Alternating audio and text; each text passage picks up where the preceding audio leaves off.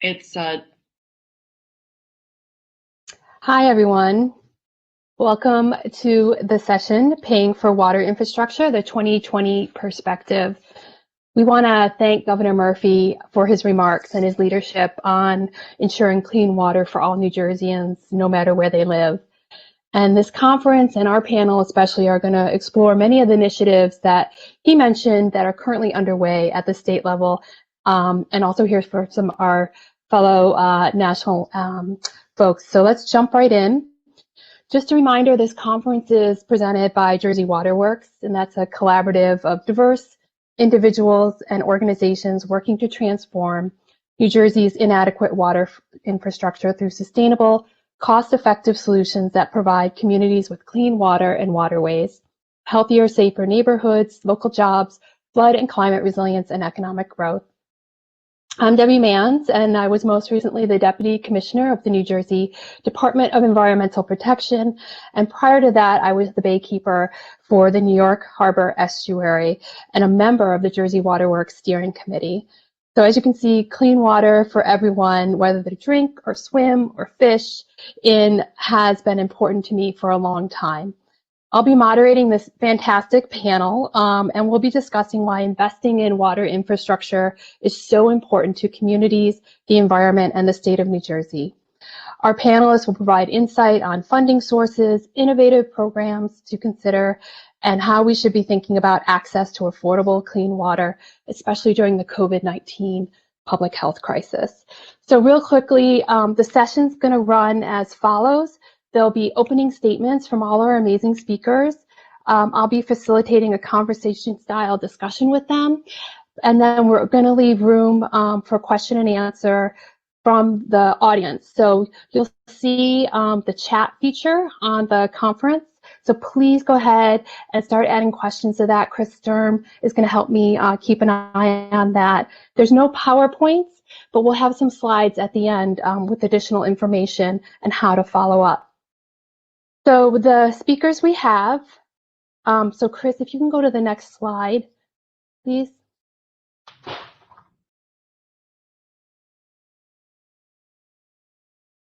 And while Chris is, no worry. So while Chris is doing that, I'll just introduce them really briefly, but all of their bio information is located in the connections section of the online platform. So of course we have Mayor Baraka from the City of Newark. And just a programming note, the mayor has to leave for at 3:45, so we're going to make sure we get to some question and answer for him. He's not off the hook, and he'll be the new urban mayor's chair in January, so we just want to give a little shout out for that. Mami Hera, from the CEO of Seattle Public Utilities, will also be speaking. She also is the chair of the Water Alliance, so I told you guys this was a great panel. David Zimmer is our executive director of the New Jersey Infrastructure Bank, so he'll be writing checks to you all at the end of the panel. It's going to be fantastic. And then Megan Glover is the co-founder and CEO of 120 Water. So Mayor, I'm just going to turn it over to you for your opening remarks, if you're ready. Thank you. Oh, absolutely. Thank you. Just want to thank, obviously, New Jersey Water Works for inviting me to be a part of this discussion. I think it is probably one of the seminal discussions that we need to have, not only in the state but the country, and I'm proud to be a part of it. But before I became the mayor, I think that we haven't had a significant investment in water infrastructure in 2 decades. So it is probably more than necessary for us to invest as much as we can, and we've been doing that as much as we can here, and we have a lot more to do, not just in terms of lead, and I think the whole state, if not the country, knows we've invested hundreds of millions of dollars in trying to get every person's lead service line replaced in the city, and we should have that done in record time, God willing. And there's also other kind of investments that we have to make. Combined sewer water overflow investments, other kind of investments to make sure that our reservoirs are safe, that they're clean. All of the money that's needed and resource that's needed to make sure that we deliver clean and safe water to our residents. And I'm going to tell you, like, in full transparency, I did not know how complicated, how expensive this undertaking was until I became the mayor, until we ran into issues, and you begin to see how important and significant this is to the residents, to not just in Newark, but probably many cities in northern New Jersey, how important the water resource is for us in the city and in the state, and the fact that it has really been overlooked and taken for granted for some time. And I don't think it's been malicious. I just think that people do not really understand the importance of this when they're dealing with other issues, housing, poverty, crime. They don't understand that the water infrastructure is incredibly important to the well-being of the people of the city and to the state, especially a city like Newark that delivers water to many different municipalities, and that we have to have a significant investment in that. And so we've been trying to do that, and we have been stepping up the plate to make sure that in fact happens. And I'm saying all storms don't come to destroy you. I think the issue around the lead service lines in Newark was necessary for us to have. It was necessary for us to take a look at what's been happening, what's been going on, and the amount of inattention that has been paid to the water infrastructure. And so we've begun to pay significant attention to that. And I think the first, we had to raise water rates to be able to raise the dollars to put money in there. And I know the whole discussion is going to be about affordability of this. And there are all kind of creative ways to get this done. But we obviously need the federal government and the state government to step in many of these municipalities and places to get this done. And they have to look at this as an important kind of part of the health and well-being of the residents of this country, and begin to step up to the plate and invest in water infrastructure the same way they invest in transportation infrastructure or any other kind of infrastructure in this country. It is incredibly important that we deliver clean and safe water to the residents of our state and in this country, and me specifically, Newark. So I'll be glad to engage in the discussion as we go forward. But right now, we have almost $200 million in changing lead service lines, and we've changed over 16,000 thus far. So looking forward to the discussion. Thank you, Mayor. That really is amazing in that short amount of time, what you've been doing in the city. Mommy, you're up next.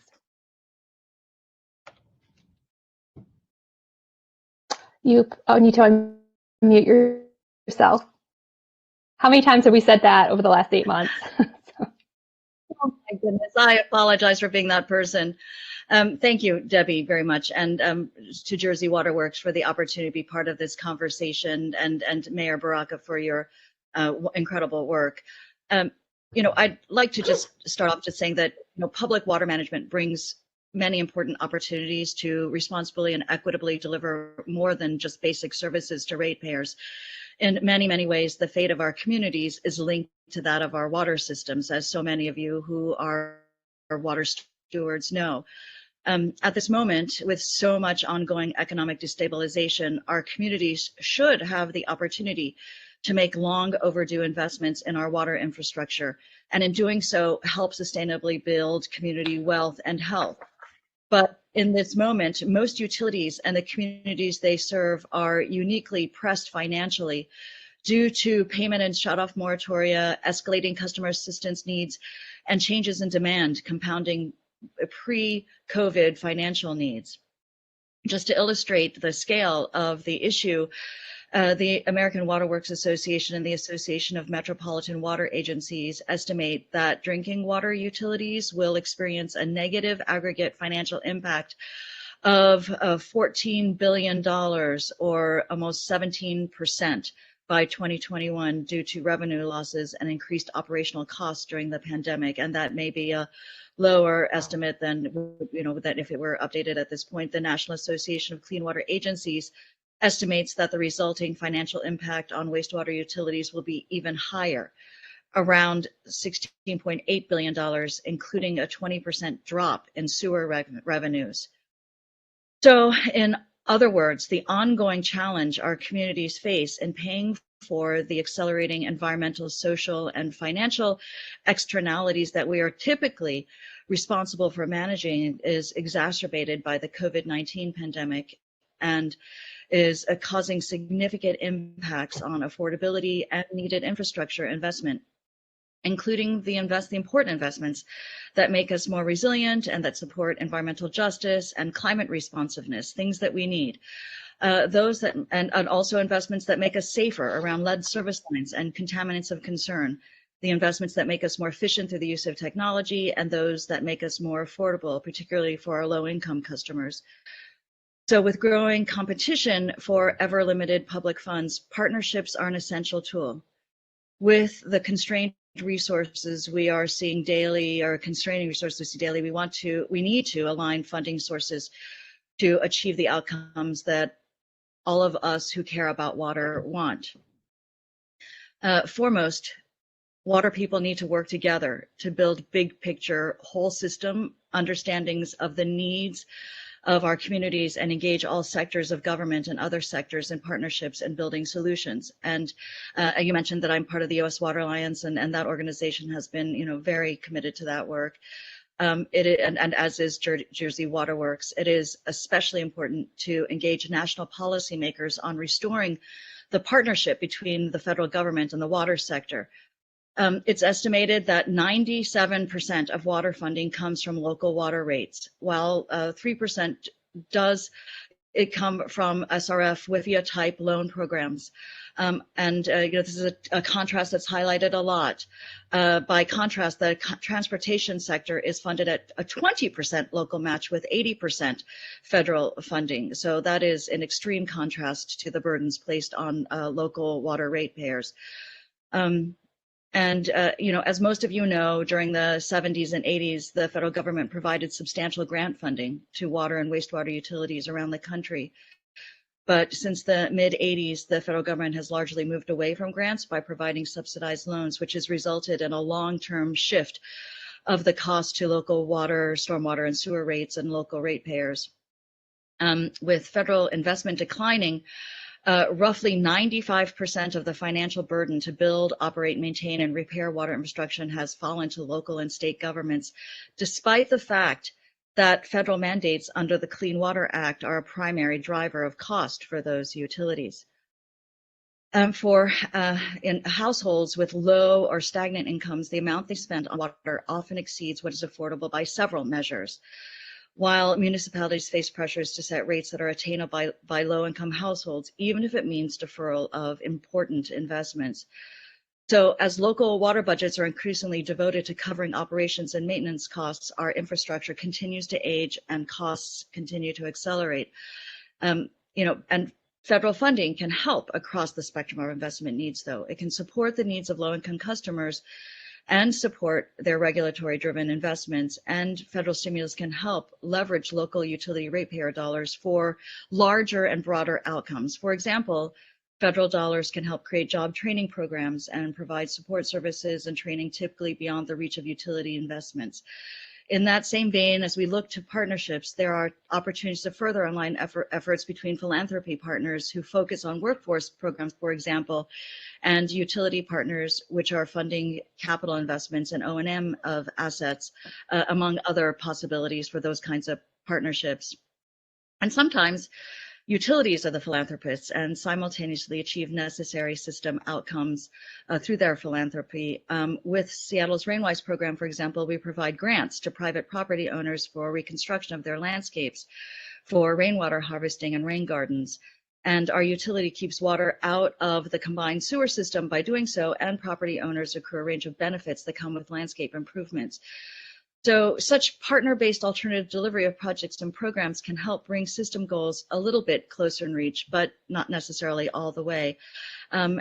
Spending wisely in one water approaches, such as nature-informed and decentralized solutions and multi-sector partnerships, can result in flexible, adaptive, and community-serving systems that create multiple water system and community benefits. So I'll leave it there, and thank you very much, Debbie, for the opportunity to talk about those issues. Yeah, I know we're going to be exploring that a little bit more as we walk through this discussion. David Simmer, you're up next. Okay, can you hear me? Yes. Great. So as the executive director of the New Jersey Infrastructure Bank, a state financing agency that co-administers 2 separate loan financing programs for municipalities, counties, and utilities for the construction of both water and transportation projects, my focus is often on the efficient use of the funds that are available for such projects. Maybe talked about the SRF funds, the state revolving funds, which is a 3-decade-old program from the federal government that appropriates funds to states that are then lent out. And as discounted loans, the state of New Jersey issues these loans at 0%. So we make very cheap money available to towns like Mayor Baraka's Newark. He has been a prolific borrower in our program. He has definitely taken advantage of the types of cheap loans and principal forgiveness that the program has offered in order to be able to minimize the financial impact and be able to construct programs efficiently from a financial perspective. So my perspective on paying for water infrastructure is that there's nothing more important. Water is the source of all life on this planet. We all know that. And as such, we owe every human, every creature, all plant life on this planet to conserve our use of water and prioritize the safe management of it. I think it would be hard for anybody to disagree with that statement. As such, I think we need to do a much better job at investing in the systems that provide us with and protect this life-giving resource. And we have to do a better job at educating the public on the true cost of providing safe, reliable water services. What do I mean by that? True cost of any project. The true cost is never just the aggregate of the annual debt repayment costs for paying for that project. Each water system has to consider the direct savings that the system and the community will reap as a result of the investment in that project. You could look at lower, more efficient energy use that results, fewer emergency break costs, fewer overtime hours as you spend fixing busted down components, and lower operating costs from the investments in newer technologies, to name just a few. But above and beyond that, I also tell engineers and these water systems that they should be looking at the indirect savings and benefits that a community will gain as a result of those investments, including possibly fewer boil water notices, better stormwater management tools that result in fewer flooded neighborhoods or basements, lower insurance rates that results in less out-of-pocket rehab costs for residents due to fewer flooded cars and cellars, less lost time getting to or from or missing altogether work or school due to traffic tie-ups or lack of public transportation as a result of water main breaks and emergency prayers. And finally, better health care that results for the young, the old, the vulnerable due to fewer waterborne diseases. These are just some of the benefits that are available to communities when we make these investments. And we just need to quantify their worth to understand that they do almost always justify that investment. And only when we as a country start to recognize and cost in the total impact of investing in our water systems, and then we compare those results to the path of doing nothing, the cost of inaction, the lost benefits, and the resulting rate structure with higher energy operating and man-hour costs that we'll see over the life of that investment if we didn't choose to invest in these newer technologies. Then and only then will communities be able to make informed, optimal fiduciary decisions on a timely basis for the residents of that community. And I think to do otherwise is to act without perfect information. There you have it. All right. So he's more than just a money man. I knew it. Passion. He has a passion for his job. So our last panelist is Megan Glover. So Megan, please. Well, thank you so much. I'm just so excited that, for this conversation that's about to happen. It is just my honor and pleasure to be here. So thank you, Jersey Water Works, for having me. at 120 Water, we are a digital water company. We are an innovative company, and what our platform does is it helps primacy agencies as well as water systems across the country execute water quality programs, including lead reduction programs. And we are, proud partners with water systems in the state of New Jersey, such as Newark, Jersey City, Hoboken, and I'm here representing. We have worked firsthand in the trenches, literally, and seen the power of what technology and digital technology and processes in particular can do to make these programs work more efficiently, to extend the value of that dollar by executing better practices through the use of innovation and technology. And we believe at the core of what is needed is that the innovation has to be part of that conversation, because there simply aren't enough federal funds and people to solve the problem alone. So we are very passionate about building the right tools and processes and systems and bringing them to our customers to help them execute their jobs better, get more lead out of the ground, and in return, provide more resilient communities that have to be around 100 years from now.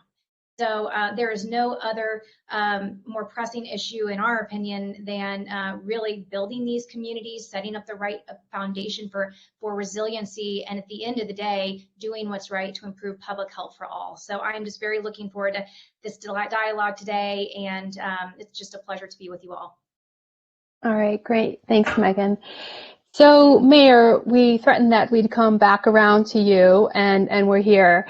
So, you in the City of Newark tackled a huge public health issue with your leadership on the replacement of the lead service lines. And you mentioned this, obviously. So what key decisions did you and your team have to make to ensure that this project was prioritized? How did you communicate that with your community? And what would you tell other towns? Because we know this is ubiquitous around the state, how to do this.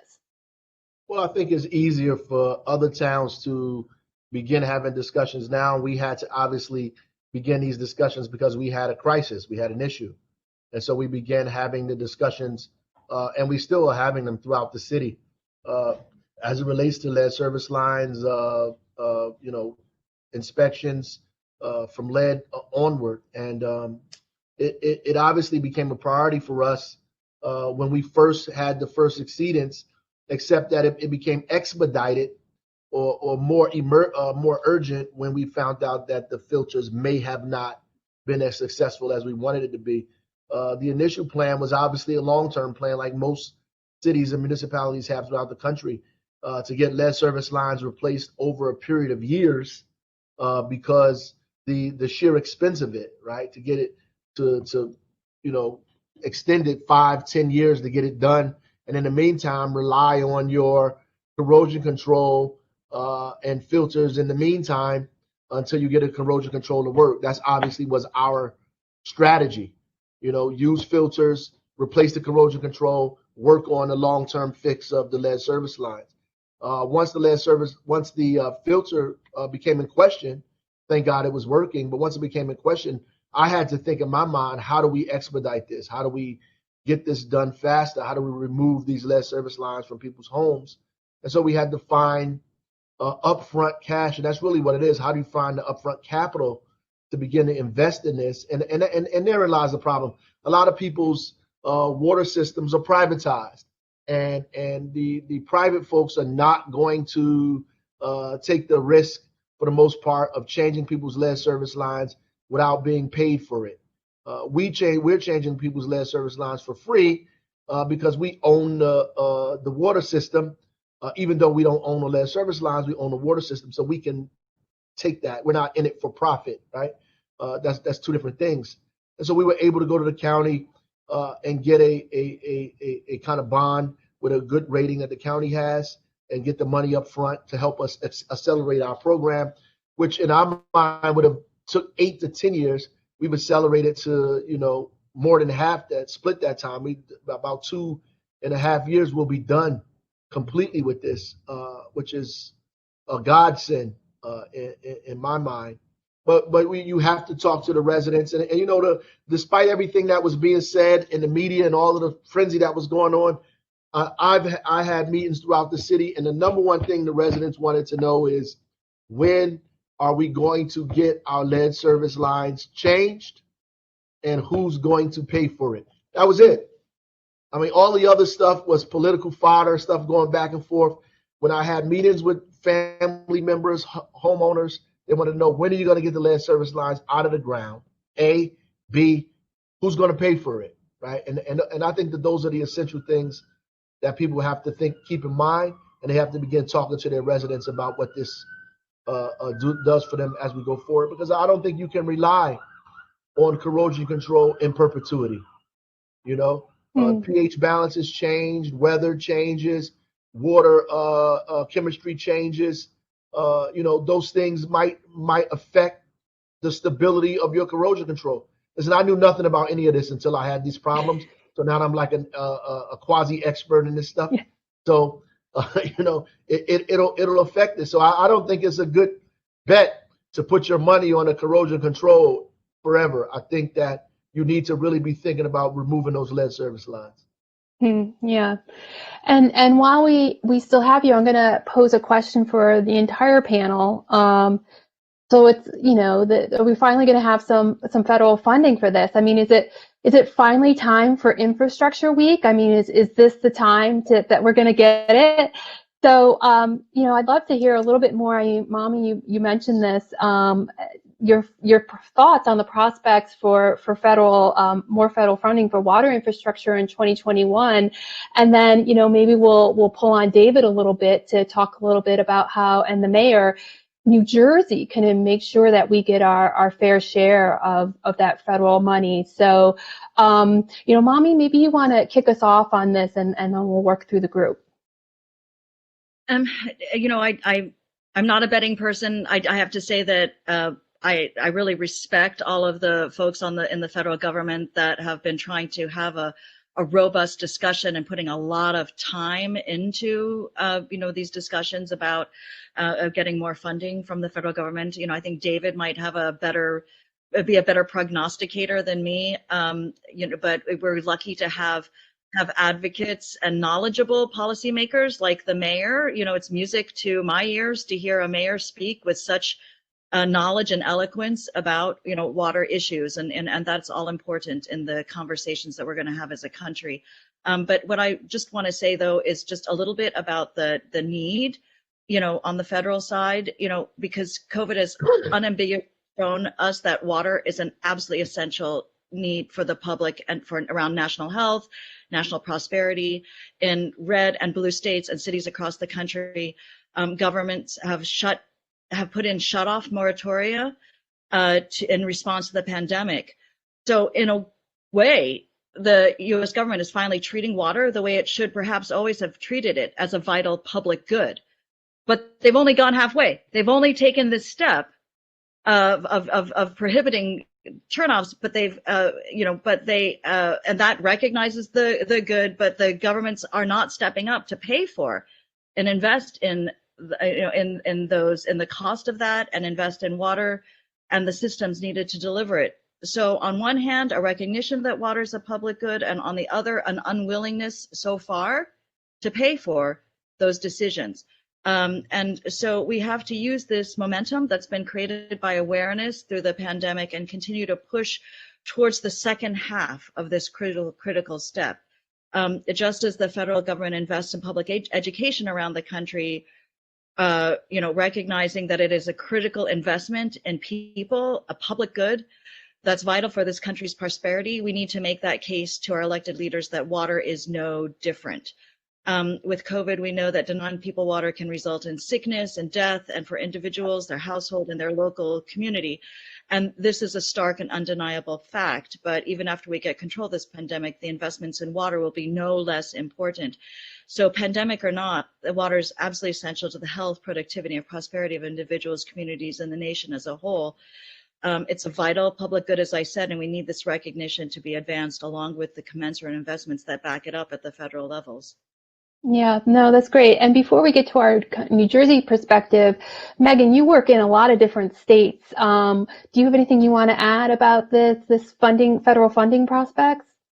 Yeah, I mean, I think that some of the other funding aspects and talking at the federal level, and obviously, David, you're probably 1 degree more connected than I am, certainly, but I think a lot of this will also happen with what's happening around lead and copper rule revisions and what requirements of lead mitigation and programs will happen there, to see if we might also be able to get some funding through, new water quality legislation. But, I know that we, through our associations, we advocate for more funding, not less. And I actually am I'm not betting either, but I am more optimistic than ever right now, at least, that some sort of infrastructure relief will be here because of all of the regulatory demands that are coming down the pike at a federal level.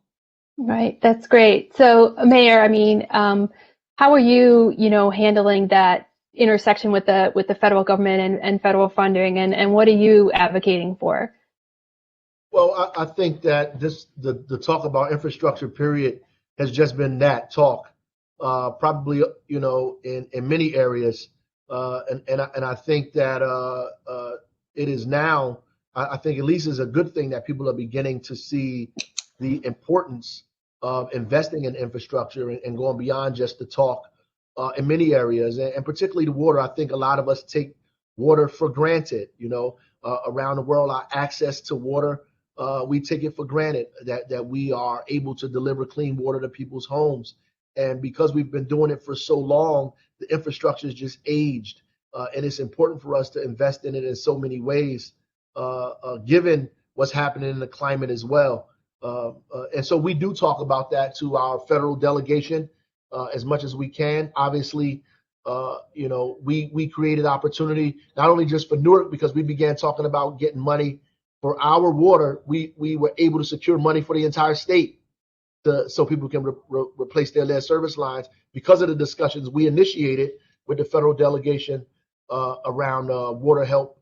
By the grace of God, we found money on our own, but all the additional money helps us in the city save taxpayers dollars to offset that in some kind of way. And we have to do that, particularly in Newark, where a lot of our residents are on fixed incomes. A lot of the seniors and folks that own these homes obviously can't afford to change their lead service lines and do all kinds of other things. They need help from the government, real help from the federal government. So infrastructure investment is on the top 3 or 4 things that we have in our mind in terms of ask from the federal government, and water infrastructure is one of those things.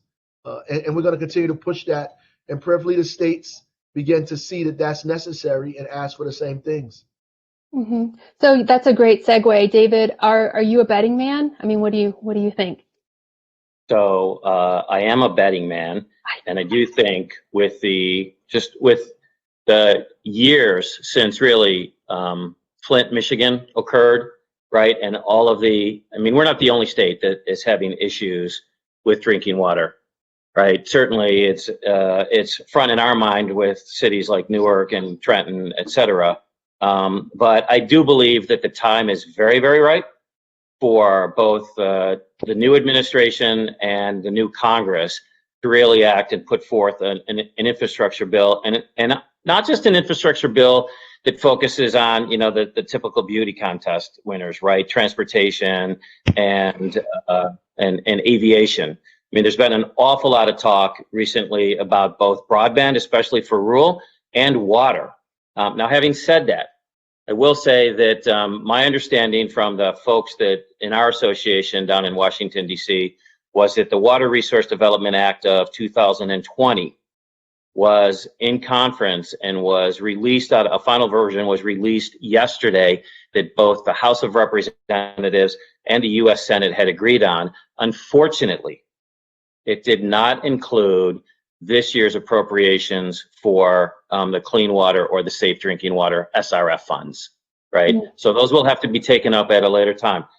Just to give some numbers out to folks, the drinking water program, SRF program, which is kind of what we're focusing on here, the last few federal fiscal years, nationally speaking, I believe the total was $1.126 billion that Congress made available. They've authorized for this coming year 1.95. Now, it hasn't been appropriated yet, right? But obviously that's an increase of almost $825 million, right? So a huge jump in the amount of water funding that they're talking about for the drinking water program. I don't know that we get there, but obviously that's certainly a much better starting point than keeping the number where we were for the last 2 years. I do have to say, from just being a New Jerseyan, you know, a real shout out to Governor Murphy and the folks in the legislature that he worked with. Anybody that has been keeping tabs on this, there was $60 million in the recent budget that was passed in October that was made available to the DEP for their SRF fund, the Drinking Water SRF fund, specifically for drinking water. That is the first time in almost 2 decades that this state has appropriated in the budget funding for water projects. So again, obviously a critical part of his policy, and they really deserve credit for, you know, for putting money where their mouth is. We are working, the iBank is working with the department right now on some really creative financial structuring to take the $50 million that we're going to use for immediately for drinking water projects. And normally we would turn that into $100 million. We're using some very creative financial modeling ways, looking at buying down interest to get to the same cost for our borrowers, but possibly more than double the amount of funding that we would normally have in the traditional program. We are also working, we've put in an application to EPA for a WIFIA loan. We've already started negotiations with lawyers on the documentation for the WIFIA loan. I would expect that we can look to close that loan sometime maybe in February of next year. And can you just tell us what WIFIA is? Not everyone's Sure. as acronym friendly as you. Sorry about that. WIFIA stands for and I believe I'll get this right, the Water Innovation Finance Infrastructure Act. It's either, I don't know if I have the I's right, excuse me, but that's what WIFIA stands for. And really what it did, it created a loan program within EPA, right? And so we get to go directly to the U.S. Treasury to borrow money instead of going to the municipal bond market like we usually do. And the U.S. Treasury can issue bonds at lower rates than municipalities or municipal programs like ours. So to the extent that we get access to even cheaper funds now as part of the package of financing that we deliver to municipalities like Newark, right? That's great. And we're looking at ways to expand the dollar amount from the savings that the SRF is going to be able to offer its participating borrowers. So, you know, am I a betting man, to answer your question? Yes, I don't know that it happens this first year, but I do believe that one of the first conversations that is going to be bipartisan that Washington talks about is getting out a significant infrastructure bill. And whether we see that this year or not, please understand, if you're a New Jersey resident, that the governor, the legislature, the Department of Environmental Protection, and its bank, the iBank, are working on your behalf to try and maximize the dollar amount of funds that we make available specifically for drinking water projects and the cost that we bring that capital to you. Yeah, no, I can attest to that. There's so many sources of funding that you keep track of and know how to leverage against each other. I do want to take a moment in case, you know, we're hearing all this talk about the federal level. There is some action that people can take from your computer. So first, there is a sign-on letter that Jersey Waterworks members have prepared for the federal delegation advocating for federal funding for water infrastructure. There was a blog post on it today, and I know there'll be information that Jersey Waterworks will share with folks. So there's one thing you can do. And then the second piece, which is a little more esoteric, but you know, in order for New Jersey to help New Jersey receive its fair share of the funding, federal funding, we really want to encourage all the utilities to complete the drinking water needs assessment survey. And DEP is going to be issuing that this coming spring, and Jersey Waterworks members is going to partner with the DEP to make sure that we have a good response. So again, it's great to hear about what can happen, and it's also good to hear about what we can do to help make that happen. Hey, Debbie, So, can I just yeah, of course. interrupt and ask you? I'm going to flip this on you now. Can you, especially given your former position, can you explain to utilities that might not know, or even just participants, what the needs survey is and why EPA sends it out to the different states and why it's so critical that everybody respond to it? Yeah, and if I get this wrong, David, please correct me. But this really is the baseline assessment of how the state assesses the financial need that we need. So it can include, like all these capital improvements, and it's a roll up that then drives, the requests for funding, and it provides like the evidence of why we need this funding for the state. I think in simplest terms, is that fair to say, David? Yeah, that's fair. So out of that 1.126 billion that I mentioned on the drinking water, the way that money is allocated amongst the 50 states is a formula, and part of that formula is based on the capital project needs that the state, that the Department of Environmental Protection sends into EPA as a result of this survey.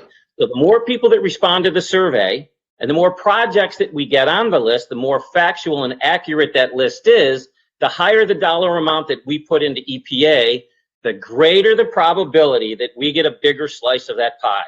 It's a very simple thing that the state can control. So to the extent that we want to get more of that 1.126 billion to New Jersey, a big part of that lies in, we got to get them all of the capital needs of all the water systems in this needs survey. So if you're listening, you get the survey from the DEP, please respond accurately, respond quickly. Exactly. Yeah, so Jersey Waterworks is going to follow up with you. And I noticed the link to the letter is posted in the chat now. So Megan, I want to turn over to you a little bit more. You mentioned, that you are working on innovation and operations and processes. And you have specifically worked in New Jersey. And I think folks would really benefit from hearing specifically how you worked with the City of Newark. And can you kind of crystallize for us what you mean by, innovation and improving processes? Yeah, sure. So just a bit about, we'll start there and then kind of go into some use cases and applications.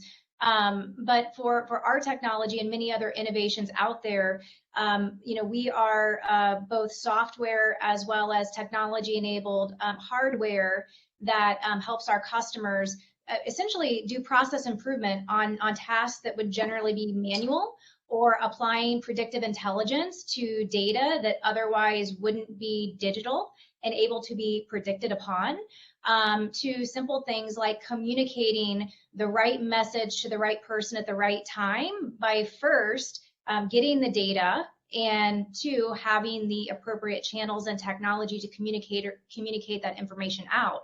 So when we're talking about a lead reduction program, it is the community participation is everything, right? And so 120, what we do, and I'll give the use case for the City of Newark, is we want residents to continuously test after their line has been replaced to ensure that the replacement has done its job. And so getting residents and communicating with residents the ability to send a kit and have them test and then communicate is part of that overall process to completion. So, that's one of ways, how can we help automate certain processes so very valuable manual labor can be focused on what they need to be focused on, which is replacing those pipes as soon as possible.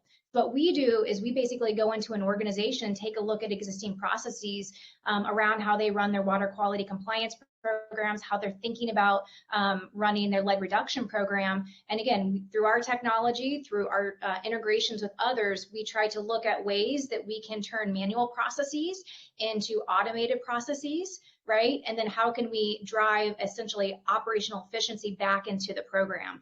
Another way we work with utilities is on lead and copper rule legislation. So again, a lot of times we're dealing with customers where records are on paper. They may be in disparate data sources. They may be in an installed database.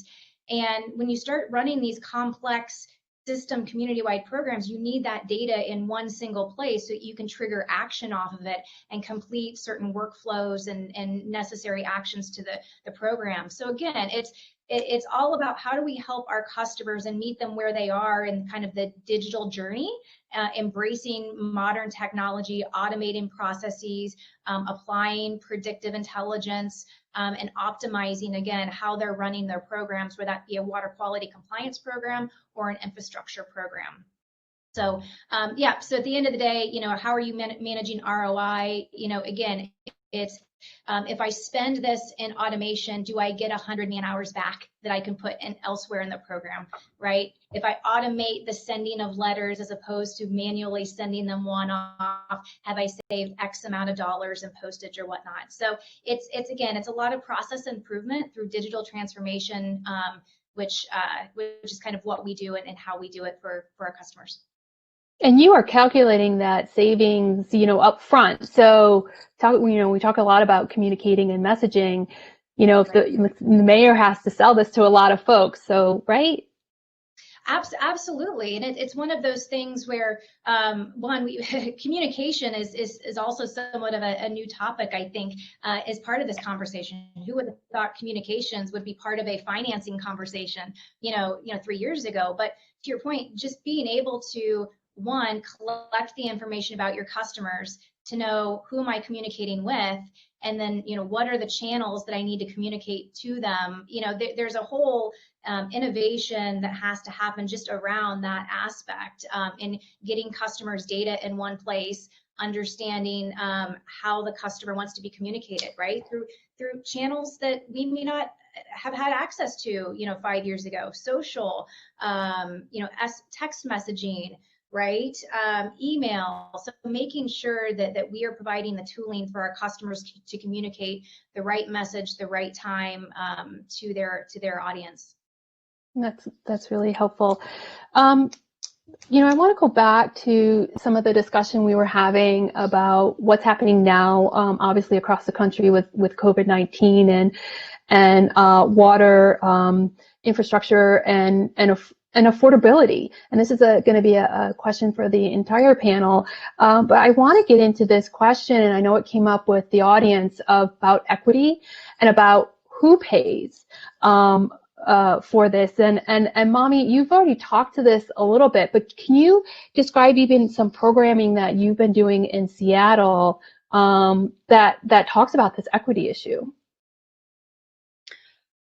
Sure. And you mean equity in combination with assisting low-income folks with their bill, correct? Yeah, well, that's great. Everyone has kind of a different understanding of what equity means. So I'm glad you asked for clarification on that. But yes, that's what I meant. For our utility, there are many dimensions of service equity and environmental justice that we pursue. And I'm happy to talk about any of that, but what I'm understanding is that you want us to talk about affordability measures as related to customers' bills. Yes. What cities are doing. I think that one thing to note just contextually is that states differ across the country in what types of assistance they can even provide.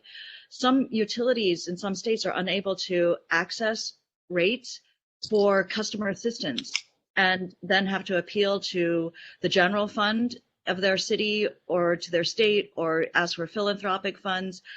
Some have to experiment with more sophisticated approaches that are very costly, in order to create the infrastructure around, like lifeline supply or tiered rates. Others who are unable to provide assistance, provide emergency or ongoing discounts, but enrolling all eligible customers can be difficult, right? So there are like all these impediments that utilities encounter that should be addressed. That we should really have to understand them at a policy level nationally. Lots of utilities have developed really, though, very sophisticated and aggressive utility discount programs with different names. We have had one for a long time.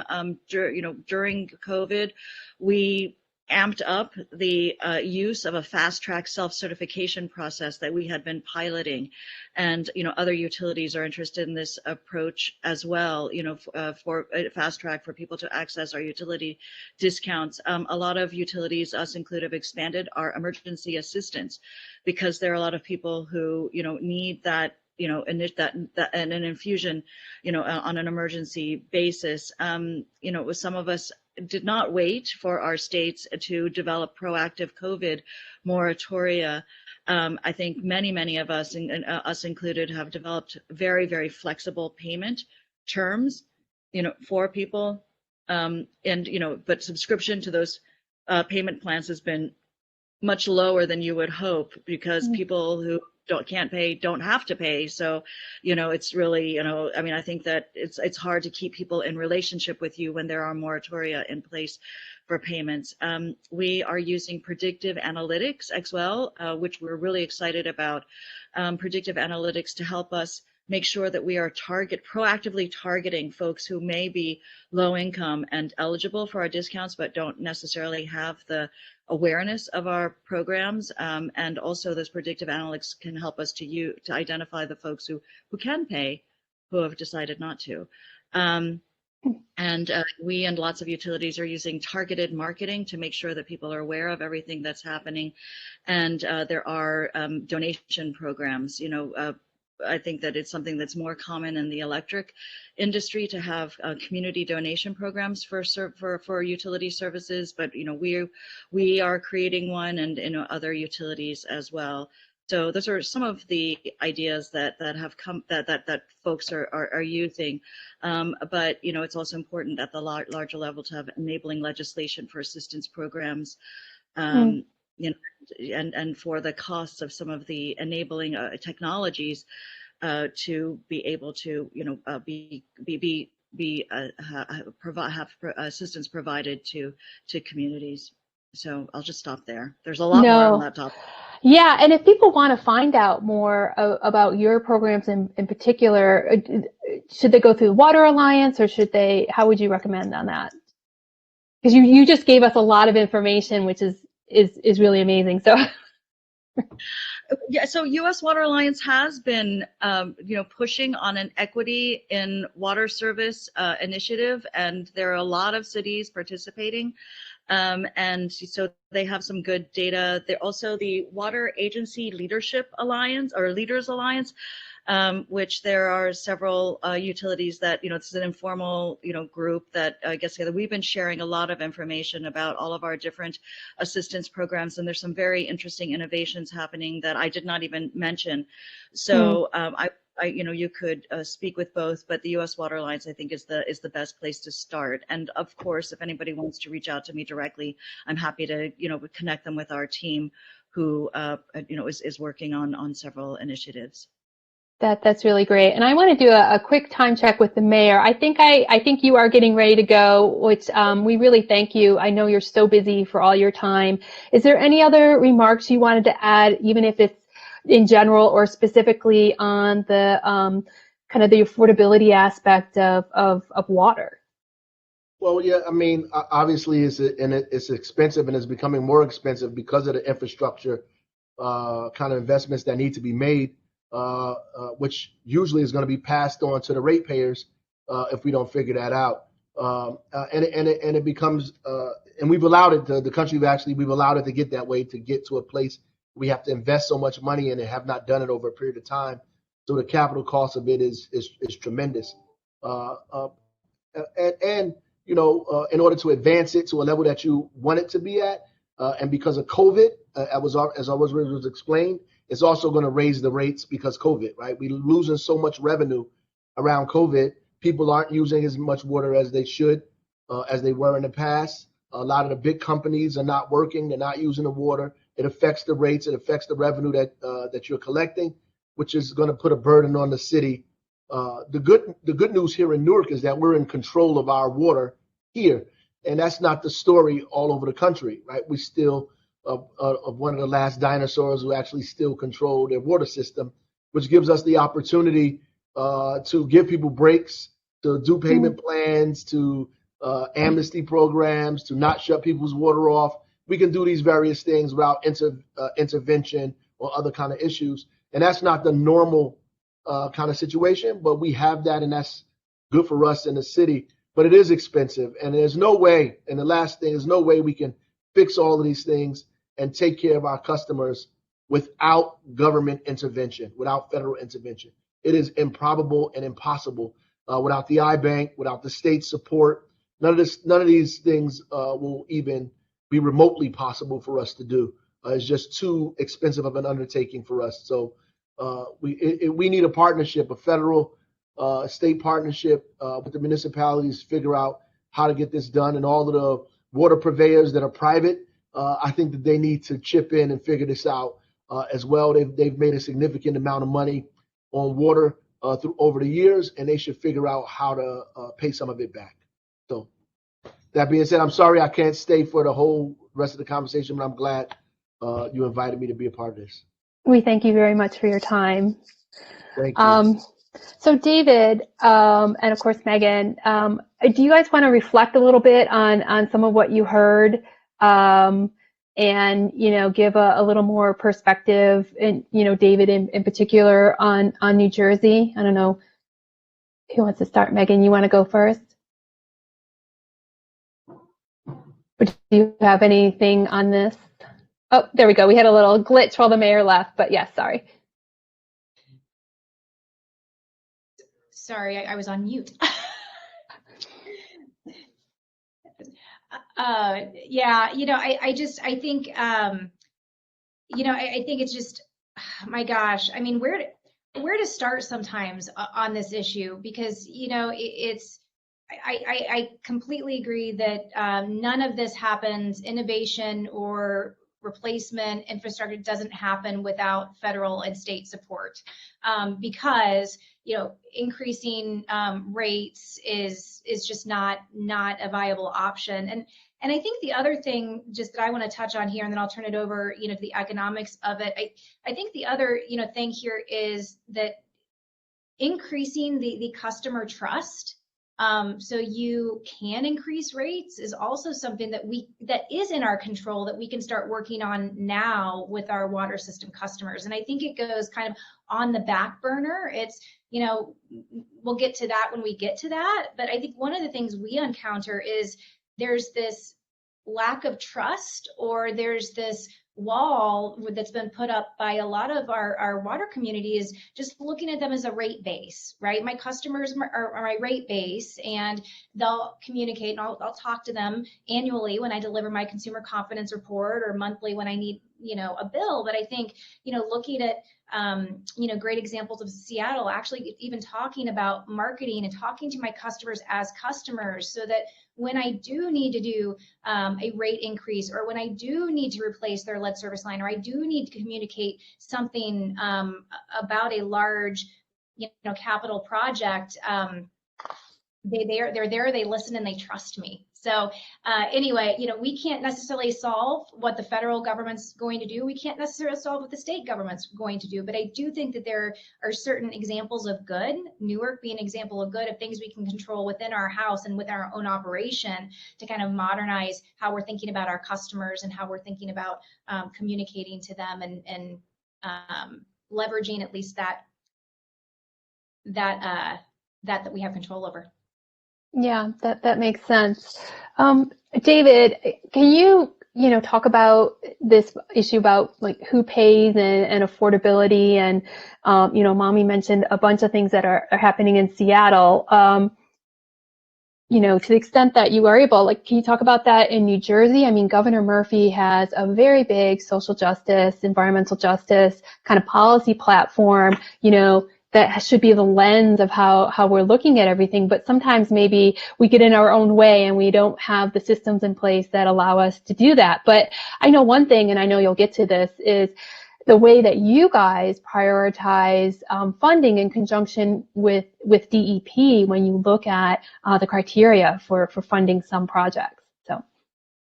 Sure. So first things first. Irrespective of the Water Bank, which is the joint funding program with your colleagues, your former colleagues at the department, and the iBank, There are grants available that the federal government makes for water and water-related projects, right? Anybody that's been in this sector probably knows that grants.gov is the federal government's grant page, right? You can go there, www.grants.gov, and you can filter by US RDA, because there's a couple of water programs under the RDA. You can filter it by EPA. I know I looked at it, and I would highly recommend that anybody in the water community do this on a monthly basis. You have no idea when the federal government passes a WIA or, the next version of a water bill. They have all of these hidden grant and grant-like programs, cooperative agreements, funds that are available. Sometimes they're small as a $500,000. Sometimes there is currently a grant-like cooperative agreement that has an $11 million grant program for technical assistance for brownfield communities that goes until, I believe, the end of December, right? So again, anybody that has a water project and you start to think about what your capital stack for paying for that project is going to look like, one of the places that you should go is grants.gov and look at what money's available from the federal government, including then coming into the SRF program and letting us know that, hey, we've applied for this grant. We will work with you, whether you get that grant or not. In fact, oftentimes what we do with the USRDA is we give people a loan for the entire project while they're working on their USRDA grant, and then they get the RDA grant and they pay back the short-term loan that we gave them. So their long-term loan now is basically the cost of the project less the grant that they got from USRDA. So we worked very well with other federal agencies in trying to make it very easy for people to minimize the long-term cost of that project. Now, getting to social justice, the governor's policies, how the DEP commissioner is carrying that out. The way the SRF program works is every state that gets a grant, and this is, going back to the needs survey, right? The state of New Jersey gets $65 million every year in clean water and roughly $20 million in drinking water funds every year, okay? Before we can get those funds, the commissioner has to put in an intended use plan. And what that is it's a formal document that says, look, here's how we're going to rank projects that come into this program this year on all of the funds, the $90 million that the state's going to get this year, plus the $150 to $300 million that is rolling over and sitting in our bank account from previous loans or funds that we just didn't give out last year, right? So before we can give those funds out, we have to make that ranking methodology known to the public. The public has to have an opportunity to comment on it. And then the department takes those comments into consideration, builds that into the, either modifies the intended use plan or not, gives it to the federal government. EPA may have some comments on it. When they finally bless it, that $90 million becomes available to us, and the program is now satisfied. So the ranking methodology that gets set up, that gets put into this intended use plan, Governor Murphy and Commissioner McCabe have been way out in front talking about social justice and equity. So the ranking for projects and the ratio of funding that's available from the state at 0% is a much higher rate for disadvantaged communities, communities of color under certain project types, lead service lines, right? You'll get 75% of your funds on specific drinking water projects if you meet that criteria at 0%, and the remainder at AAA.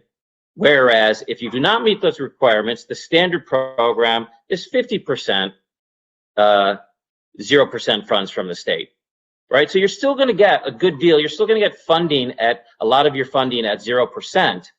But again, if you meet those social justice and equity criteria built into the ranking methodology that gets put forth every year in the intended use plan, you get more favorable terms.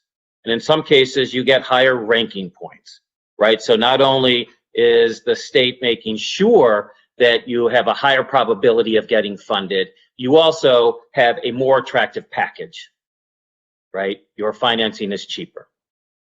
So that's the way that this governor and this state have pushed, if you will, that concept. That's great. And Chris, I know Chris Sturm, who's behind the scenes here. I know we're going to open it up for the audience, and I saw two questions that I kind of wanted to look at first, if that's okay with you. One comes from my fellow Essex County resident Walter Clark. It seems like funding, and this might be a good segue from our last discussion, is often prioritizes large projects over small ones. And now, David, you did a great job kind of explaining in New Jersey how we look at projects. How can small utilities and smaller communities better compete for grants? And I'm going to even expand this, and if Megan too, like the technical assistance or the capacity at the smaller communities, how do they, or utilities, how do they take advantage of innovation? So, Megan, do you want to start a little bit, and let's make sure we're talking to some of those smaller utilities and what they can be doing. Well, I mean, I think David did a great job. As the first step is knowing what funds are available to fund innovation. And I think I wrote that down. I think checking the grants.gov, that is a phenomenal tip. Like, if you take nothing else away, put it on your calendar to remind you monthly to go check for potential available grants to fund innovation programs. I think also filling out that needs assessment to ensure that the right programs are on the radar of your SRF managers or whoever's managing that for your state. I know that's how a lot of our customers have funded or started some of their lead reduction programs or lead mitigation in schools, right? These new programs that are generally capital intensive to stand up, leveraging those funds and making sure they are in constant communication that they get on the radar and earmarked as potential projects so they can get funded. So I think those are two ways that I'm jotting down. I think again, one, knowing where the funds are available, and then how you get your projects on the radar and who you need to talk to. In terms of the probability getting to the top, I'll let David take that one.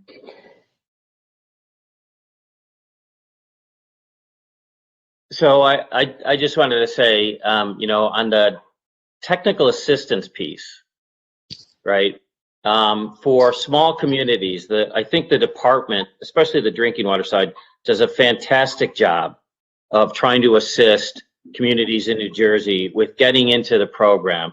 So the drinking water program, which used to be, so it's Pat Gardner, who is now the assistant commissioner at the DEP, and Kristen Tedesco, right? There is a program where funds are made available to small communities, which I believe the federal government, the EPA, defines as, I don't want to misspeak, whether it's 10,000 or less, but you should check with the department. Serving 10,000 or less, I think, is the general. 10,000 or less. That qualify for free funding, and I believe the way that the state of New Jersey has it set up, for up to $100,000 of planning and design and engineering expenses. And what will happen is they will help you hire and reimburse an engineering firm to get your project started, right? And that's a grant fund. That is principal forgiveness. You do not have to pay that back.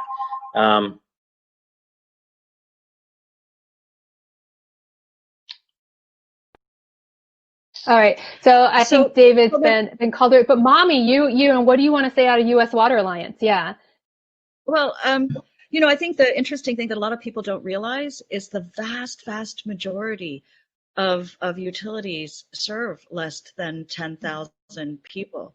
So this is a big issue nationally. And there are some tools that exist, like right now, grants and technical assistance and training are provided by the USDA Rural Development Water and Environment Program to help small and struggling utilities to come into compliance. And that is certainly a program that should have increased appropriations. The U.S. Water Alliance is very supportive of that. The Rural Utility Service Water and Environment Programs, WEP provides rural communities technical assistant training funding for the construction of water and wastewater facilities in rural communities. So, that as well is an important instrument. So, there are channels that just require more juice, although there are, certainly lots of opportunities to better support rural communities and small utilities. Yeah. So David, I know you had an incoming call. Did you do anything you wanted to finish up on? I'm so sorry about that. I got everything turned off, but I can't turn off the home telephone. And it's probably one of those crank calls, right? So I apologize for that. And what I was just going to say, and this is really kind of adding on to what Mommy was just saying. Look, if you're a Jersey resident, a Jersey system, you should be calling the iBank and the department. If you are a resident of another state, you should be calling our peers, whether it's PennVast or EFC in New York, right? You should be calling them. I can tell you, and this is pretty much for any project that costs really more than $300,000 or $400,000. Now, some small systems would say that's a lot for us, but that's kind of the point where we go down to and say, okay, anything below this, the cost of your financial advisor, your bond counsel, et cetera, might start to exceed the savings that our program could offer you, right? But if you got a program that's at least a couple $100,000 or larger, and you're a small community, or you're a large community that's never come through us and you don't know the program, just call us up. We have multiple people that will hold your hand, get you into our web portal system, and walk you through what it takes to get the account set up, determine that your project is in fact eligible, that you are in fact eligible. We will assign you a reviewer on the engineering side, on the environmental side. We will work with your bond counsel, and to the extent that you have, again, that you have any issues, we have 2 people at the iBank, and the department has a multiple number of that really just do nothing but work to try and make it easy for clients, large or small, that are just unaware and not familiar with how to get financing for your projects. So this is really more of a plea than information.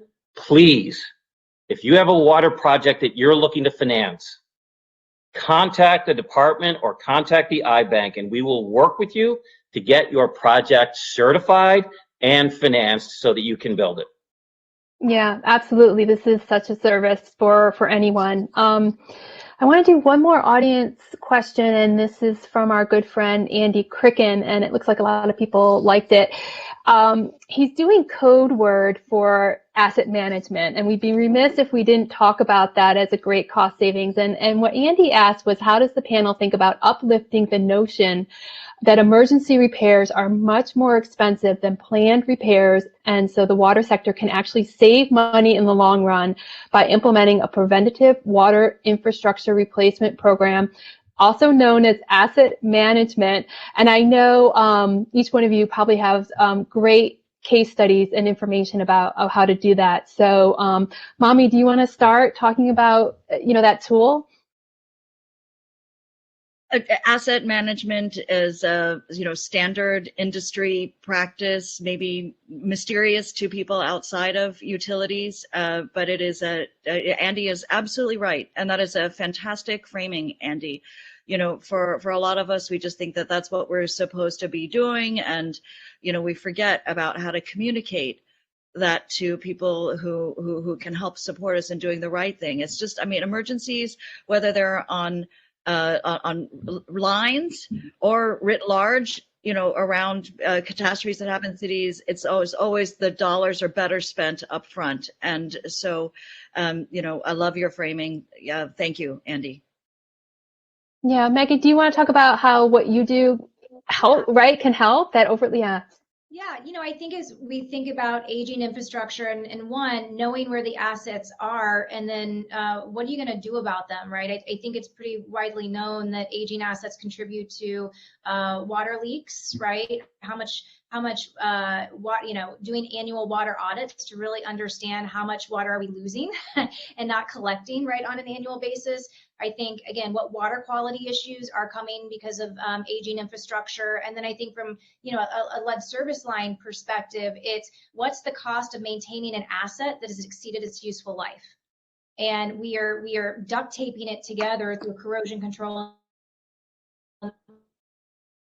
And we really should be prioritizing the ongoing replacement of that asset. So I think it's one thing to know where your assets are, and then it's another to have that comprehensive plan on, okay, what am I going to need to do about depreciating assets, and what financial good does that do over time? And I think one example I always point to, and Mayor Baraka alluded to this as well, one of our customers is Denver Water, and they did a cost benefit analysis of what would it cost me to fix my lead and across my distribution system through corrosion control, or versus the cost for replacement. And what they determined is actually they were going to save the utility $100 million over the course of 15 years by prioritizing the replacement of that asset, right? And prioritizing that in conjunction with, their most common emergency brakes and whatnot. So I think it's one thing. I think everyone, obviously, it's amazing to me how many people aren't leveraging their asset management plans to then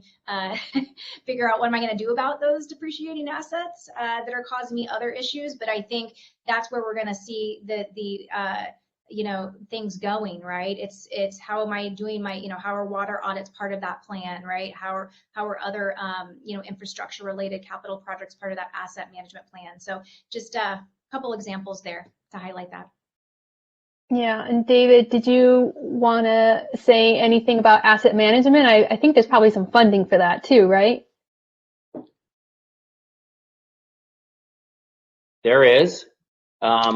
The department offers, I believe it's up to $1 million on an annual basis for drinking water and for clean water projects for small communities. So again, 10,000 and less, up to $100,000 per participant to develop and implement an asset management plan that leads to the construction of a related project, right? Of course, we will pay for and lend money for asset management plans without respect to a grant for any program borrower as it stands. But we have grant funds. The program has grant funds available for small systems to develop and implement an asset management plan for up to $100,000. I'm going to give a couple of numbers on asset management so that people can really get and this is Andy's system, right? So, and I'm going to toot Andy's horn for him. So Andy had an equivalent domestic unit, an EDU down in Camden, where he was charging every household, domestic household, $337 back in 1996. That's what it cost you for sewer service in Camden. And so Andy created, he and the board and the county, they developed this environmental management system plan. Asset management on steroids, okay, and implement it. Just a perfect example of one of Andy used to spend $6 million a year to get rid of sludge. That was the disposal cost, trucking, because it had a lot of water in it, it was heavy. They turned around and they borrowed money from the trust and from the department, and they bought a drying system. They also changed the process in which they used to collect the primary treatment process to grab more solids out of the water. So the process was more effective, but now all of a sudden, wait, I've got more sludge that I'm going to have to deal with. It's going to cost me a lot more money. Well, wait a second, I bought a new drying system that's going to really reduce the weight of the sludge because I'm drying it a lot more effectively, right? So with the new oxygenation system and the drying system, it cost him $3.5 million in debt service. But he cut his disposal charge down to less than $1 million. Yeah. So by actually investing in all of that technology, Andy actually saved over $2 million a year on his budget. And he turned around and used it in part to buy odor control so that the residents down by his plant didn't have to put up with this noxious smell every time the wind changed. And here are the numbers. After they implemented the emergency management system, their EDU charge went from $337 a year to $315, and it stayed there for more than 10 years and slowly creeped up. And at the end of the 20-year period, his EDU charge was $352. It was $15 more, or basically, what's that, 5%, right? A 5% increase. When you take into account what inflation did over that same time frame, at 52% increase, Andy was actually a 47% on an inflation-adjusted basis, a negative 47%. When you look at the Brookings Institute and you look at the cost of sewer and water service over that same 20-year period, nationally, large systems like Andy's, the cost of service more than doubled. And Andy borrowed and invested over $200 million in a county where the largest city, Camden, has a medium household income, less than 50% of the state. He was able to borrow over $200 million from the program, invested in his system, and over 20 years, he had a 5% increase in his rates, which was, 190% cheaper than all of his peers in the country. That's what asset management that's really can do. amazing. That's what strategic and visionary thinking like Andy's does for a system and a city like Camden. Yeah, well, it's just a great story and very positive to end the panel. And I just really want to thank all our wonderful speakers. I mean, who knew we had such passion around clean water and money. And I really want to thank everyone for joining us. Chris, I know there's a lot more sessions coming up, about being an effective water citizen. I don't know if you want to pull up the slides, and affordable funding approaches to combined sewers. I think, we had a lot of, thank you, perfect. So there's the action you can take. There's the Jersey Water Works platform. I mean, we had folks ask about, how do I find out about this policy or legislation? Well, this networking group that Jersey Water Works has is a great way to do it. You can join it as an individual, and you can make as much of it as you want. Chris, did you want to add, wrap up? Sure. Thanks so much, Debbie. I have one closing 10-second answer question for our panelists. So you all know about Jersey Water Works now, and David, you used to be on the steering committee. In one sentence or less, what can Jersey Water Works members do, and what can the organization promote that will help solve this funding issue?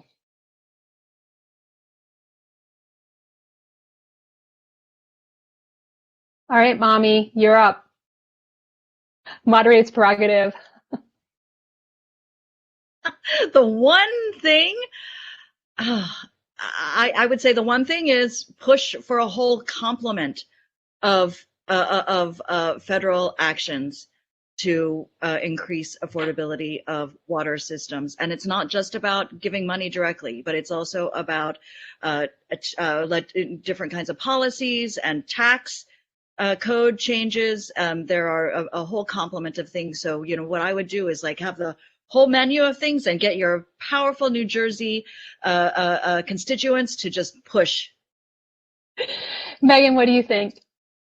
Squeaky wheel gets the grease, right? So bundle it up, communicate often, make it easy, but squeaky wheel gets the grease. So I think it's all about, how do we get everybody singing from the same songbook and making sure that they are making as much noise as possible that's going to be needed to drive action. All right. And David, as always, you have the last word. A penny saved is a penny earned. So I don't disagree that we need more state and federal funding, But I'm going to go back to my perspective statement, right? Look at the way that you manage your system. And just like Andy showed, if you invest and you invest wisely, you will find projects that are budget positive. Do those investments. All right, great. Well, thanks to everyone at Jersey Waterworks and all the attendees. We really appreciate all your time and carving out space for this. Oh, perfect. Thanks, Debbie. Thanks, guys. Thank you so much, Debbie. Thank you. Thank you, everyone. Bye-bye. Chris. Bye-bye. Bye-bye. Thank you.